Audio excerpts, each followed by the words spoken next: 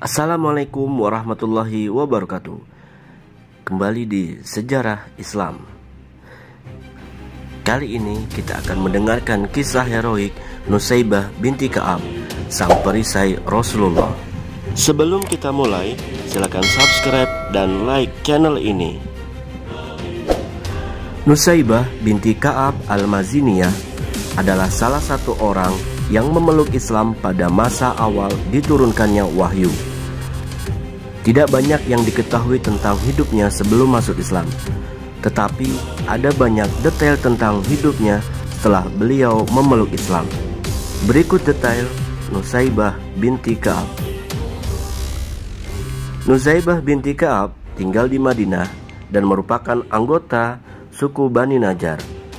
Berdasarkan garis keturunan, beliau adalah saudara perempuan dari Abdullah bin Ka'ab dan ibu dari Abdullah dan Habib ibnu Zaid al-Ansari. Nusaybah mendapatkan reputasi sebagai wanita paling terhormat yang ambil bagian dalam pertempuran Uhud. Beliau adalah salah satu dari dua wanita yang menyatakan minat untuk bersumpah bayah atau kesetiaannya kepada Nabi dalam sumpah kedua di Aqabah.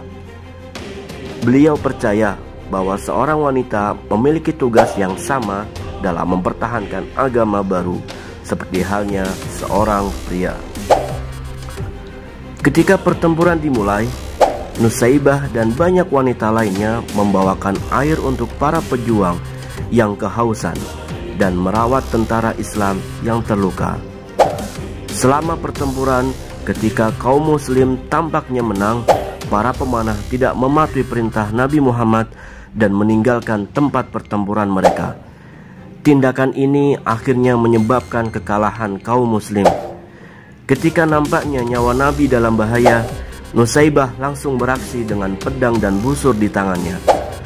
Beliau bergabung dengan kelompok kecil yang terdiri dari suaminya Gosayah bin Amr dan putranya Abdullah, yang bertindak sebagai perisai manusia untuk melindunginya dari musuh.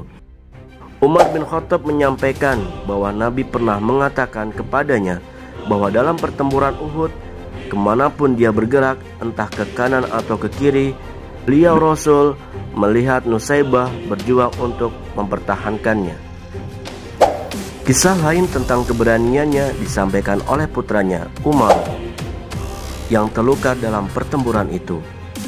Tercatat, setelah membalut luka anaknya, Nusaybah lah sendiri yang melakukan balas dendam kepada musuh yang telah melukai anaknya.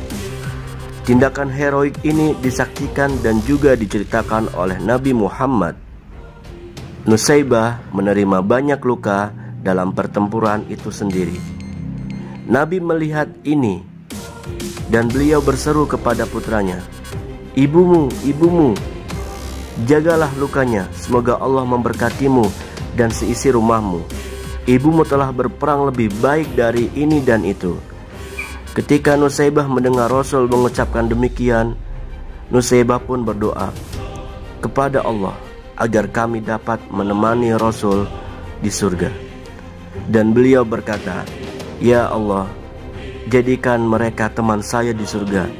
Saya tidak peduli apa yang menimpa saya di dunia ini."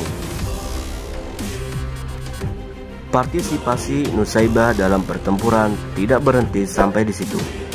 Beliau hidup melalui pemerintahan Abu Bakar As-Siddiq dan Umar bin Khattab. Beliau dihormati oleh keduanya yang terus-menerus memuji perjuangan dan keberaniannya. Beliau hadir dalam berbagai kesempatan, termasuk perjanjian Aqabah, Hudaybiyah, serta pertempuran Khaybar dan Hunain. Di bawah kepemimpinan Abu Bakar, beliau bertempur dengan gemilang di Al-Yamamah, mendapatkan 11 luka dan juga kehilangan tangannya. Keberaniannya di medan perang juga diimbangi dengan kedugaan iman di hatinya. Dua putranya, Abdullah dan Habib, menjadi martir perjuangan Islam. Nusaybah wafat pada tahun ke-13 Hijriah dan dimakamkan di Al-Baqi di Makkah. Warisannya adalah bukit kekuatan dan keberanian wanita muslim saat Islam menyebar ke seluruh wilayah. Kisah-kisah ini juga berfungsi untuk menghilangkan kesalahpahaman bahwa Islam tidak menindas atau tidak menghormati perempuan, melainkan Islam adalah agama rahmatan lil alamin. Itu dia kisah dari Husaybah binti Ka'ab. Semoga dapat bermanfaat untuk kita semua.